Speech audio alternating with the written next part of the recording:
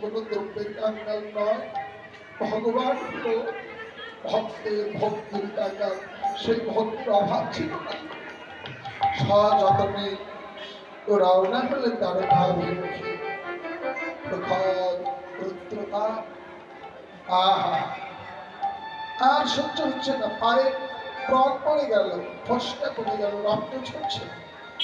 কখনো হামাগুড়ি, কখনো গড়াগড়ি দিয়ে কৃষ্ণ কৃষ্ণ বলে চলছে। দ্বারকায় পৌঁছে গেলে দাঁড়িয়ে বলেন, ও দাদি, কৃপা করে বলে যে কোন পথে গেলে আমি আমার বন্ধুকে পাবো। কে তোর বন্ধু? বলেন, তোমাদের মহারাজ হলো আমার বন্ধু। তোর মতো ভিক্ষুকের বন্ধু হয় নাকি? দূর হয়ে যা। বলেন, না না, ও দেখেই চিনবে। চেপে দেখি আঘাত প্রতিঘাত করতে লাগবে। আহ, কৃষ্ণ কৃষ্ণ যত নাম করছে, আমার নামে অভেদাত্মা। ভক্তের নাম কালীকে আঘাত করার সাথে সাথে নামীর গায়ে কি আঘাতগুলো লাগছে, ভগবানের হৃদয় ক্ষত বিক্ষত হয়ে যাচ্ছে। রুক্মিণী সত্য ভাবা লক্ষ্মী, আমায় ধরো সম্পন্ন চলছে। এমন করে তো এই নামে তো আমায় তার গায়ে কেউ চেনে না। আহ, অট্টালিকার উপর থেকে দেখলেন সুদামা ভুলণ্ঠিত। বলেন, বন্ধু, এতদিন বাদে তোর অভিমান ভাঙলো ভাই। সুদামা তাকালেন, দাঁড়িয়েও তাকালেন, ভাবতো আমাদের মহারাজ তাকে চিনে। সত্যি বন্ধু, আজ আমার কি হবে? পায়ে পড়ে গেলেন দাঁড়িয়ে। বললেন, দেখো ভাই, আমায় ক্ষমা করো, তোমায় চিনিনি।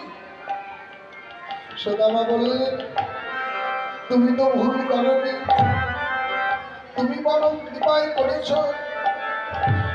তুমি যদি অমন করে আঘাত না করতে, অনন্ত কাল ধরে এই রাগ ঐশ্বর্যের মধ্যে আমি আমার বন্ধুকে কোনোদিনই খুঁজে পেতাম না। তুমি আমার বড় পাত্র। তবে একটি কথা তুমি ভুল বলেছ। তুমি বলেছিলে আমি কাঙ্গাল, আমার কেউ নয়। তুমি ওর কাছে শোনো, দাঁড়িয়ে আছে তোমাদের মহারাজ। ও নিজ মুখে বলেছে আমি প্রকৃতি পাবো কাঙ্গালের ঠাকুর। ও যদি কাঙ্গালের কেউ না হয়, ওর নাম কেন দীনবন্ধু হয়? ওর নামে কেন কাঙ্গালের ঠাকুর হয়? কেউ তো ধনির দুলাল বলে ডাকে না। দাঁড়িয়ে লুটিয়ে বললেন, ক্ষমা করে দিলে। মহারাজ ছুটে এসে ভক্তকে পক্ষী ভাবে না মস্তকে, অন্তরে না হৃদয়ে দাঁড়িয়ে তামে সযত্নে ভুলণ্ঠিত হয়ে প্রণাম করে নিয়ে এলেন। রত্ন সিংহাসনে আসনে বসতে দিলেন। দাস দাসের কি রাজবাড়িতে অভাব থাকে নাকি গো? দাস দাস দিয়ে নয়, সোনার থালা, সুবাসিত জলে